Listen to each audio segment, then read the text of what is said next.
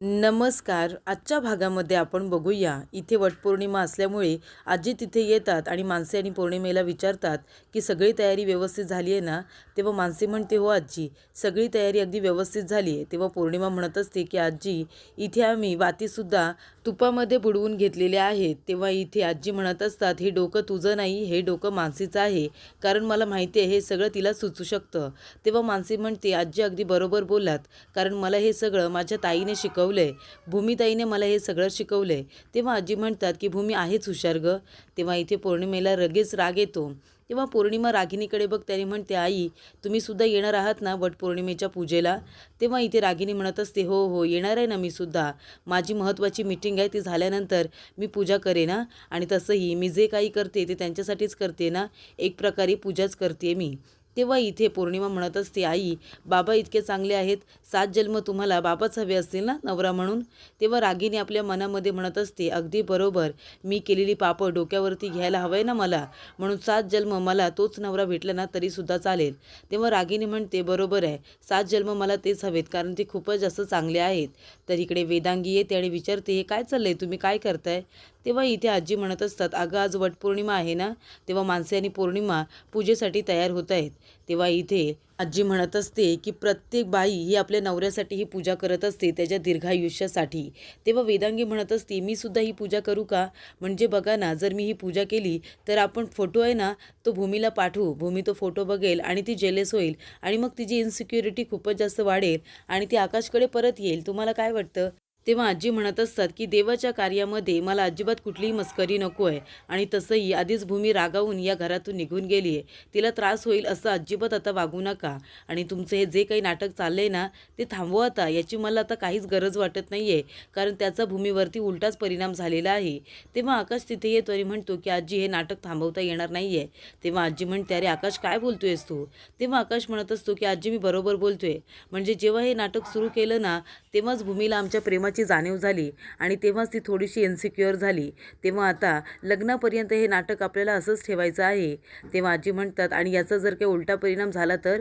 तेव्हा इथे आकाश म्हणत असतो की नाही आजी, काही उलटा परिणाम होणार नाही आहे. उलट भूमीला लवकरात लवकर या सगळ्याची कशी काय जाणीव होईल हेच आपल्याला बघायचं आहे. तेव्हा रागिनी म्हणते, आकाश, तुला जेवढे प्रयत्न करायचे आहेत ना तेवढे तू प्रयत्न कर, त्याचा काही उपयोग होणार नाही आहे. शेवटीला भूमी या घरातून आऊट आणि वेदांगी इन होणार आहे. तेव्हा जे काही करशील ना त्याचा मला फायदाच होणार आहे, असं आता रागिनी म्हणते. तर इथे माधव काका आता फोनवरती आपल्या कामानिमित्त बोलत असतात. तेवढाच तिथे आता निलांबरी तयार होऊन आता वटपौर्णिमेच्या पूजेला जात असते. ते म्हणते, मी आले पूजा करून. तेव्हा माधव काका म्हणतात, अरे देवा, 7 जन्म तुला माझीच बायको व्हायचं आहे का? तेव्हा इथे निलांबरी म्हणत असते की मला कुठे तुमचे 7 जन्म बायको व्हायचं आहे. पूजेसाठी मी या कारणाने जाते, तिथे बायका येतात ना त्या नवनवीन दागिने घालून येतात, मला त्यांचे दागिने तरी बघता येतात ना. तेव्हा इथे भूमी येते आणि म्हणते की आई, मला सुद्धा तुझ्याबरोबर यायचं आहे. तेव्हा निलांबरी म्हणते, अगं अजून लग्न नाही झाले तुझं, ही पूजा करायला लग्न झालेल्या स्त्रिया करतात ना. तेव्हा इथे भूमी म्हणत असते, नाही आई, तरीसुद्धा मला का तुझ्याबरोबर यावंसं वाटते काय माहिती. तेव्हा इथे माधव काका म्हणत असतात, कशाला तुला जायचं आहे भूमी तिथे, नाही गेलीस तरीसुद्धा चालेल. तेव्हा इकडे रागिनी म्हणत असते की आकाश, तुला जे काही करायचं आहे ना भूमीसाठी ते तू कर. तुला वाटतंय ना तू प्रयत्न केल्यामुळे ती घरी परत येईल, तू कर प्रयत्न. तेव्हा इथे आजी म्हणत असतात, अगं पण रागिनी, खरंच शक्य होणार आहे का? म्हणजे बघ ना, भूमी आधीच बिचारी रागावून इथून निघून गेले आणि जर मग अजूनही नाटक सुरू ठेवलं आणि जर तिने रागाच्या भरात काही वेगळा डिसिजन घेतला तर? तेव्हा इथे आता मानसी म्हणत असते, पण भाऊजी, खरंच तुम्ही जे काही करताय त्याचा काहीतरी चांगला परिणाम होईल ना. तेव्हा आकाश म्हणत असतो, मानसी, तू काळजी करू नको. तुला माहिती आहे, लहानपणी आजीने मला एक गोष्ट सांगितली होती. म्हणजे एक संत होते, त्यांनी हट्ट केलं होता विठ्ठलाजवळ की त्यांच्या हातूनच नैवेद्य खाणार म्हणून. शेवटीला देवाला खाली येऊन स्वतःच्या हाताने नैवेद्य भरवावा लागला होता. तेव्हा आजी म्हणतात की संत नामदेव यांनी हट्ट केला होता. तेव्हा आकाश म्हणत असतो की मी सुद्धा देवा ब्राह्मणाच्या साक्षीनेच भूमीबरोबर लग्न केले ना, त्या देवाजवळच मी माझ्या भूमीसाठी साकडं घालणार आहे आणि बोलणार आहे की भूमी मला 7 जन्म बायको म्हणून हवी आहे आणि ती जे काही सगळं काही विसरली ते लवकरात लवकर तिला आठवू दे, म्हणून मी आता देवाजवळ जाऊन प्रार्थना करणार आहे. तेव्हा इथे आता माधव काका खूपच जास्त विचारात बसलेले असतात. ते म्हणत असतात की भूमी जर ही पूजा भानुशालीसाठी करत असेल तर. तेव्हा ते उभे राहतात आणि म्हणतात की भूमी थांबव हे सगळं, आणि मला जरा या लग्नाची घाईच वाटते. खरंच तू जरा थांबून निर्णय घेतलास तर, म्हणजे लग्नाचा विचार केलायस ना, 6-7 महिने थांब आणि नंतरच काय तू निर्णय घे ना. तेव्हा नीलांबरी म्हणत असते, अहो तुम्ही कशाला त्या दोघांच्या मध्ये बोलताय, त्यांनी केलाय ना आता लग्न करायचा निर्णय, मग त्यांचं त्यांना बघू द्या ना. भूमी चल तुला यायचं आहे ना माझ्याबरोबर, असं नीलांबरी म्हणते. तेव्हा इथे भूमी आता भानुशालीचा विचार करून नाही तर आकाशचा विचार करूनच पूजेसाठी जात असते. पण त्याबद्दल इथे भूमी कुणालाही काही सांगत नाही. तर इकडे आता भूमी आणि नीलांबरी आता पूजेसाठी जात असतात. तेव्हा भूमी शांत शांत असते. नीलांबरी म्हणत असते की भूमी काय झालं गं, तू एवढी शांत शांत का? बाबा जे काही बोलले त्याचा विचार करतेस का?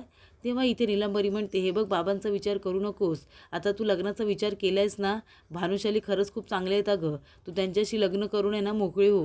तेव्हा इथे भूमी म्हणत असते, मी तर इथे फक्त आकाशचा विचार करून आले होते, भानुशालींचा विचार तर माझ्या मनामध्ये अजिबातच आला नव्हता. तेव्हा इथे आकाशसाठी मी इथे आले का, असं भूमी म्हणते. तेव्हा नीलांबरी म्हणते, अगं एक काम कर ना तू तू आता भानुशालींना फोन कर आणि इथे यायला सांग ना. तेव्हा भूमी म्हणत असते, कशाला? तेवढ्यातच तिथे भानुशालीचा फोन येतो. नीलांबरी म्हणते, ते बघ त्यांचाच फोन आला, किती ग ते नशीब आहे. तेव्हा इथे भानुशाली म्हणत असतात की भूमी मॅडम मी घरी येतोय तुम्हाला भेटायला, तुम्ही कुठे आहात?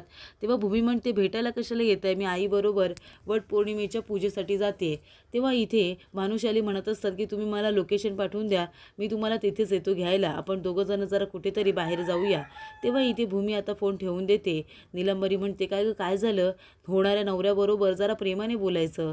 भूमी म्हणते की भानुशाली मला भेटायला येत आहेत, त्यांना इथलं लोकेशन हवं आहे. तेव्हा नीलांबरी म्हणते, पाठवून दे लोकेशन, येतील ते इथे तुला भेटायला. तर इकडे 2 लहान मुलं धावत पळत असतात. तेव्हा त्यांची आई त्यांना हळू चालायला सांगत असते. तेवढ्यातच ते आता मानसी म्हणत असते की भाऊजी ताई जरी इथे नसली ना तरीसुद्धा तुम्ही तिच्यासाठी पूजा करताय, म्हणजे तिची ह्या वर्षीची पूजा आता मिस नाही होणार आहे. तेव्हा इथे आकाश म्हणत असतो की तुला माहिती आहे ना, जर ही पूजा बायका करू शकतात तर पुरुषसुद्धा करू शकतात ना आपल्या बायकोसाठी, मलासुद्धा भूमी 7 जन्मासाठी हवी आहे, म्हणून मी ही तिच्यासाठी पूजा करतोय. तेव्हा मानसी म्हणत असते, आणि तुम्हाला माहिती आहे ना गेल्या वर्षी काय झालं होतं? तेव्हा आकाश म्हणतो, हो ना, तिथे दोरा भूमी घरीच विसरली होती, कोणीतरी तो खाली टाकून ठेवला होता आणि मी धावत पळत तो भूमीसाठी घेऊन आलो होतो आणि मग भूमीची पूजा ही पूर्ण झाली होती. आतासुद्धा मनापासून मी भूमीसाठी पूजा करणार आहे की 7 जन्म मला भूमीच बायको म्हणून हवी आहे. तेव्हा पौर्णिमा म्हणत असते की मानसी आपले नवरे आपल्यासाठी असं कधी करणार आहेत काय माहिती. तेव्हा मानसी म्हणत असते की आपले नवरे आपल्यासाठी हे सगळं करायला आपणसुद्धा थोडंफार भूमिताईसारखं वागायला हवं आहे ना, तरच आपले नवरे आपल्यासाठी हे सगळं करू शकतात. तेव्हा इथे पौर्णिमा आपल्या मनामध्ये म्हणत असते की भूमिताईसारखं वागणं माय फूट. तेवढ्यातच कदम तिथे आलेले असतात. ते म्हणतात की भूमी मॅडम मला तुमच्याशी 2 मिनिटं बोलायचं आहे. तेव्हा भूमी म्हणते, हा बोला ना कदम. तेव्हा नीलंबरी गेल्यानंतर इथे कदम म्हणत असतात की हे सगळं काय चाललं आहे, मी आकाश सरांजवळ कॉन्टॅक्ट साधण्याचा प्रयत्न केला पण त्यांच्याशी काही माझं बोलणं झालेलं नाही आहे. तेव्हा इथे भूमी म्हणत असते, तो जरा कौटुंबिक कामामध्ये खूपच जास्त बिझी होता. तेव्हा इकडे कदम म्हणत असतात, आणि हे काय सर ऑफिसला सुद्धा जास्त येत नाही, राजाराम सरांना अरेस्ट झाल्यापासून रागिनी मॅडमने सगळा ताबा घेतलेला आहे, पण राजाराम सर असं कधी करूच शकत नाही कारण मी त्यांच्याबरोबर काम केलं आहे. ते अरेस्ट होण्याच्या 2 दिवस आधी मला भेटले होते, तेव्हा तर खूप जास्त आनंदी होते. असं काही करतील असं मला वाटलं सुद्धा नव्हतं, पण त्यांना बाहेर काढण्यासाठी जर माझी काही मदत हवी असेल तर तुम्ही मला नक्कीच सांगा, कारण त्यांनी माझ्यासाठी खूप काही केलेलं आहे. तेव्हा इथे भूमी म्हणत असते की कदम यांना हे सगळं मला सांगावंसं का वाटलं असेल, मी तर आता तिथे कामसुद्धा करत नाही, असं भूमी म्हणते. तर इथे आकाश आता म्हणत असतो की देवा 7 जन्म मला भूमीच बायको म्हणून हवी आहे आणि आजच्या दिवशी मी तिच्यासाठी ही पूजा करतोय, कारण आमचं नातं हे जन्मोजन्मीचं आहे. आज मला माझी भूमी दिसायला हवी आहे, जर माझं प्रेम खरं असेल तर, असं आकाश म्हणतो. आणि मागे वळून बघतो तर तिथे भूमीसुद्धा आलेली असते. तेव्हा भूमीला धक्का लागणार तेवढ्यातच आकाश तिला सावरतो. त्यानंतर ती लहान मुलं असतात ती दोरा घेतात आणि भूमी आकाशला सगळा दोरा इथे गुंडाळतात.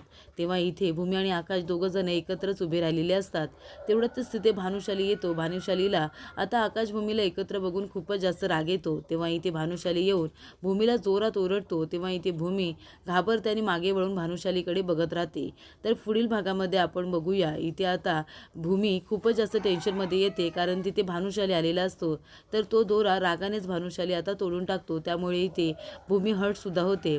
त्यानंतर इथे भानुशाली म्हणत असतो की माझ्या बायकोच्या जवळ यायचं नाही. तेव्हा आकाश म्हणतो ती माझीच बायको आहे. आमचं नातं हे जन्मोजन्मीचं आहे.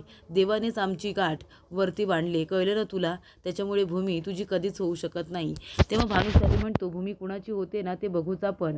आणि बाहेर आल्यानंतर भानुशाली म्हणत असतो तुझी हिंमत कशी झाली आकाशला भेटायला यायची? तुमचं काही ठरलं होतं का भेटायचं?